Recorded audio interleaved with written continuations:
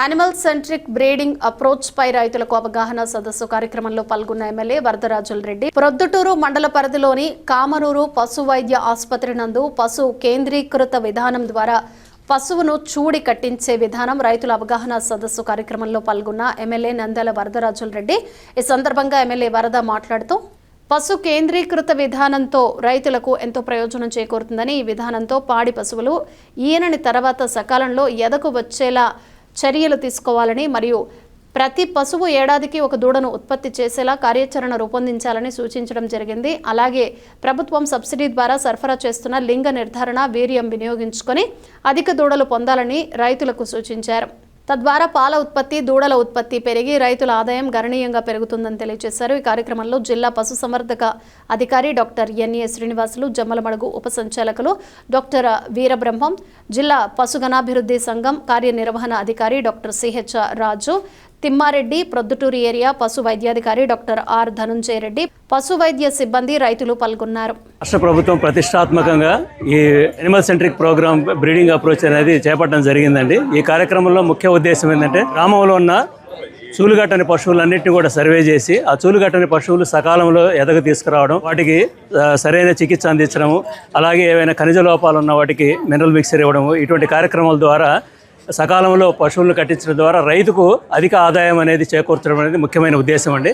అలాగే ప్రతి ఈతకు కూడా ఎడం తగ్గించడానికి రైతులకు అవగాహన కలిగించడము, అలాగే లింగ నిర్ధారిత వీర్యము వాడకంలో యొక్క అవగాహన కలిగించడం ద్వారా పూర్తిగా మనకు ఎక్కువ శాతం పేదోడలు పుట్టడం ద్వారా గ్రామంలో పశు సంపద పెరుగుతుంది. అలాగే అధిక ఉత్పత్తి, అధిక ఆదాయం కూడా పెంపొందించడం దీని యొక్క ముఖ్య లక్షణము.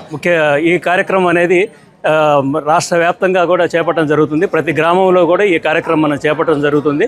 అలాగే ప్రతి పశువు యొక్క ఆరోగ్యం అంటే రిప్రొడక్టివ్ స్టేటస్ అనేది ఈ రికార్డులో నమోదు చేయడం జరుగుతుంది.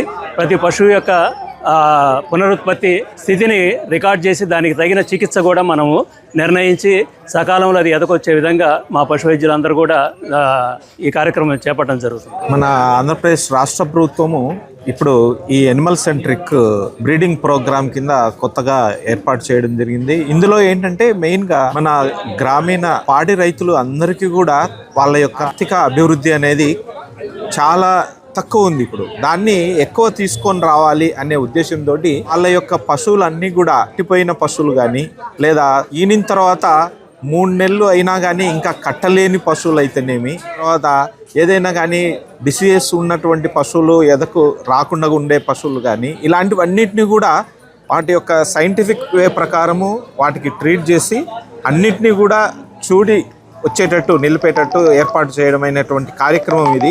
ఇందులో మన రాష్ట్రంలో ప్రతి విలేజ్లో కూడా గ్రామంలో ఈ సర్వే చేసి వారి యొక్క పశువులకు అన్నిటికి కూడా కట్టించే ఏర్పాటు చేయడం జరుగుతుంది అన్నమాట. దీని ద్వారా రైతులకు వారి యొక్క ఆర్థికాభివృద్ధి సాధ్యమవుతుందనే ఉద్దేశంతో మన రాష్ట్ర ప్రభుత్వం ఈ విధంగా ఏర్పాటు చేయడం జరిగింది. ఇక ఉత్పత్తి పాడిని డెవలప్ చేయాలనే ఒక మంచి ఉద్దేశంతో ప్రభుత్వం ఈ కార్యక్రమం పెట్టుకోవడం జరిగింది. కార్యక్రమానికి వచ్చిన డాక్టర్ శ్రీనివాసులు గారు, బ్రహ్మయ్య గారు, రాజతిమ్మారెడ్డి గారు, మనమందరం గ్రామీణ ప్రాంతం వారం. పాడి పంట అనే రెండు మనకు జీవనాధారం. పాడి అనేది మనం పాలు అమ్ముకునే దాని వల్ల డబ్బు వచ్చి దాని వల్ల జీవనము, పంటలు పెట్టిన దాని వల్ల వచ్చే ఆదాయంతోనే మనం గ్రామాలలో నివసిస్తున్నాం. మరి గ్రామాలలో నివసిస్తున్నాం ఎందుకంటే పూర్వీకుల నుంచి తాతల నాటి కాలం అబ్బబాలు కనుక్కుని 100 సంవత్సరాల నుంచి మనం గ్రామాలలో ఉన్నాం కాబట్టి మనం బయటికి పోయి వేరే పని చేయలేం, చేత కాదు. కేవలం వ్యవసాయం ఏదో పండినా పండకపోయినా మనం అందరము ఆ పొలాల నుంచి పెట్టుకొని గ్రామాల్లోనే ఉంటూ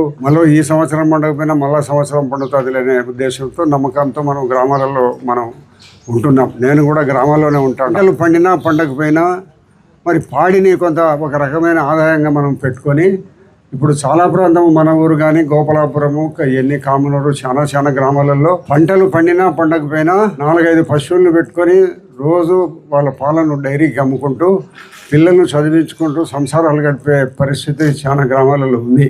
నాకు తెలిసి మరి ఇప్పుడు చదువుకునే పిల్లలు గ్రామీణ ప్రాంతాల నుంచి పోయిన పిల్లలందరూ కూడా గోపాలాపురం కానీ మాసనపల్లె మన ఊరికి పల్లెలు లక్కలేని పల్లెలు కానీ పాడి ఆదాయం వల్లనే చదువుకునే వాళ్ళని నాకు బాగా తెలుసు. మరి ఇటువంటి పాడి పరిశ్రమను ఇంకా పెంపొందించాలనే ఉద్దేశంతో ప్రభుత్వం ఒక కార్యక్రమం పెట్టుకొని ఈ రోజు ఇక్కడ ఏర్పాటు చేయడం జరిగింది. ఇందాక మీరు డాక్టర్లు చెప్పినారు పశువు ఏమవుతుంది అంటే మనం పాడి అయిపోతానగానే అమ్మే పరిస్థితులు ఉన్నాం. ఇప్పుడు తప్పది.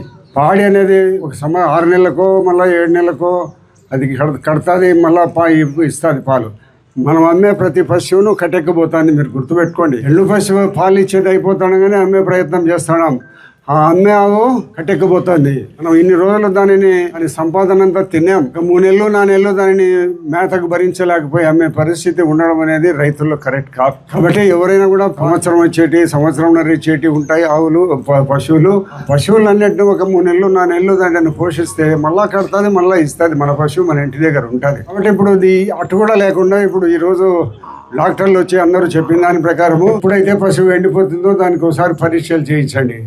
వెంటనే ఎదకొచ్చేదానికి కావాల్సిన మందులు ఆసుపత్రులలో ఉంటున్నాయి. ఆ యొక్క గేదెను ఇక్కడ ఉండబడిన డాక్టర్లందరూ ఎండిపోయిన తర్వాత మీరందరూ పోయి చూపిస్తే దాని గురించి ఏదన్నా త్వరగా మళ్ళా కట్టేదానికోసము మందులు ఇవ్వడం అనేది జరుగుతుంది. కొంత పోషకాహార పదార్థాలు కూడా ఇస్తామంటున్నారు.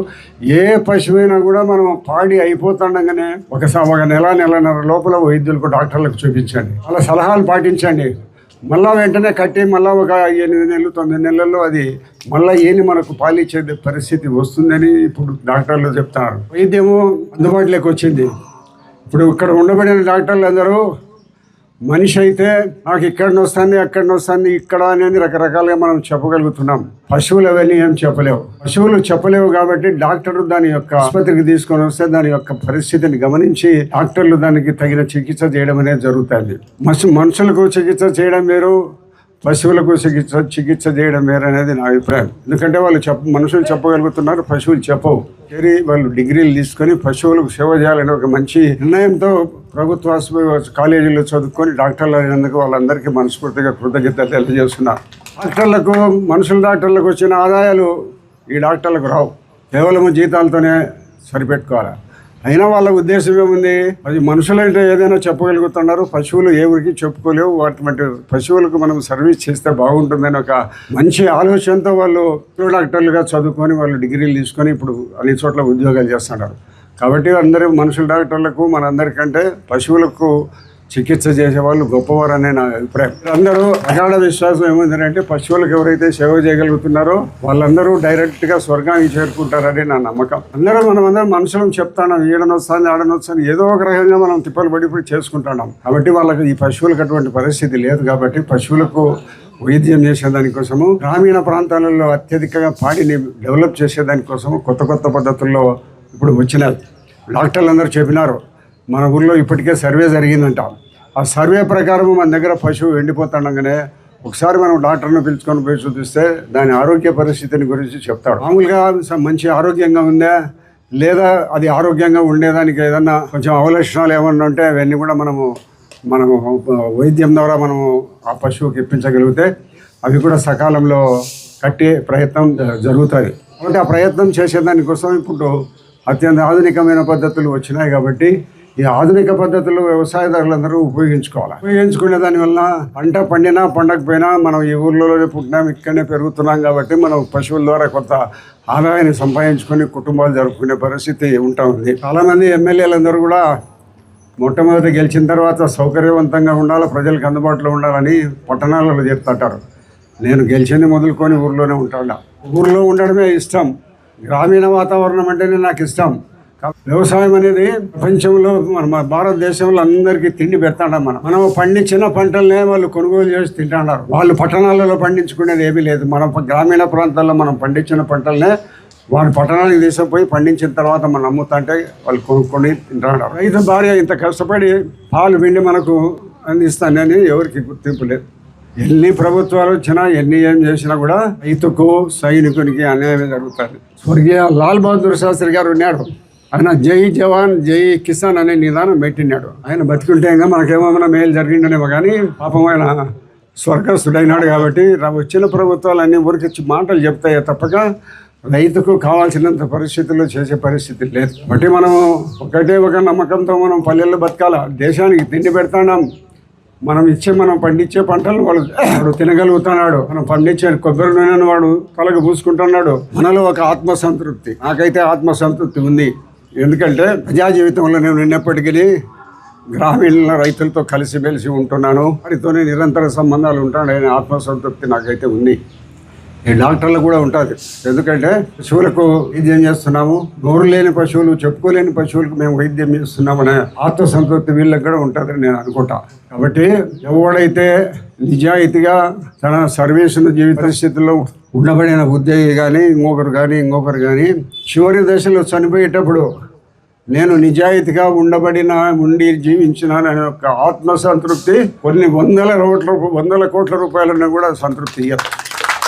పర్సనల్ అభిప్రాయం, నా నమ్మకం. మరి ఇతరులందరి అభిప్రాయం రకరకాలుగా ఉండొచ్చు, కానీ నేను నిజాయితీగా జీవించినాను, నిజాయితీగా బతికినాను, నేను నిజాయితీగా ఉద్యోగం చేసినాను, నా దగ్గర ఇంతమంది పిల్లలు చదువుకున్నారు, నేను ఇన్ని రకాల నిజాయితీగా ఉద్యోగం చేసినాను, వానికి చనిపోయే రోజుల్లో ఇచ్చే ఆత్మసంతృప్తి వందల కోట్ల రూపాయలు కూడా ఇయ్యదు. బట్టి గ్రామీణ ప్రాంతాల్లో మనం ఉన్నాం కాబట్టి వైద్యము నిరంతరం అందుబాటులోకి వచ్చే ప్రయత్నం ప్రభుత్వాలు చేస్తున్నాయి. ప్రభుత్వాలను అందించే సౌకర్యాన్ని ఉపయోగించుకోవాలని ఇందాక మీరు అందరూ చెప్పినారు డాక్టర్లు. పశువు ఉట్టిపోయిన వెంటనే దయచేసి అమ్మొద్దు, కట్టుకోడు కొనుక్కపోతాడు, కేరళకి ఎత్తారు. దాంతో ఒక 50,000 లక్ష రూపాయలు మనం సంపాదించుకుంటాం అది ఇచ్చిన కాలంలో. కాబట్టి దాన్ని మనం అమ్ముతా ఉన్నాం. మా నాయన అయితే చెప్పేవాడు, నేను చిన్నప్పుడు ఘాట కట్టేరా తింటాంటాయి, పేడ పెడతాంటాయి అని చెప్పేవాడు. అన్నీ అయ్యే పశువులే ఉండేటి మాకు. ఏ పశువులే మళ్ళీ కట్టేటంత వరకు దాంట్లో ఉంచుకునే వాళ్ళం. కానీ ఇప్పుడు రైతు పరిస్థితి కూడా ఏదో మనకు ఆదాయానికి పాల్పడే పరిస్థితి ఉంటుంది. కాబట్టి దయచేసి అది కరెక్ట్ కాదు. మీరందరూ కూడా ఇప్పుడు డాక్టర్లు అందరూ చెప్పాడు, అత్యంత ఆధునికమైన సౌకర్యాలు వచ్చినాయి. కాబట్టి మన దగ్గర పశువు ఉట్టిపోయిన వెంటనే మరాదాని ఆసుపత్రిలో తీసుకొని వచ్చి చూపించి త్వరగా కట్టేదానికోసం మందులు ఉన్నాయి, దానికి ఏ రకమైన తిండి పెట్టాలనే సలహాలు తీసుకొని రైతులు ఆర్థికంగా అభివృద్ధి పొందాలని, గతంలో పాడి పంట అనే 2 నినాదాలు మరుగురు పడిపోయాయి. ముస్లిం అయ్యమ్మ ఒడ్లు పండే చెట్లు ఎట్లుంటాయని అట్లా పరిస్థితుల్లో ఉండబడిన వాళ్ళందరికీ మనం తిండి పెడతాము, బట్టలు ఇస్తాము, చెప్పులు ఇస్తాము, అన్ని రకాల మనం చేసేవాళ్ళము. స్వర్గానికి పోతాడు రైతు అనేది మీరందరూ గుర్తుపెట్టుకోవాలని కోరుకుంటూ, గ్రామీణ ప్రాంతాలలో మనం ఉండబడిన వారందరికీ ఇంకా మెరుగైన సౌకర్యాలు ప్రభుత్వం కల్పిస్తూ మన యొక్క ఆదాయాన్ని పెంచాలని నిరంతరం చేసే ప్రభుత్వాన్ని మనము అటువంటి చేసేదానికి మనం సంతోషపడాలని కోరుకుంటూ ఈ యొక్క సమావేశం ఏర్పాటు చేసిన మన జేడీ గారికి, మిగతా డీడీ గారికి, వీళ్ళందరికీ కూడా హృదయపూర్వక ధన్యవాదాలు.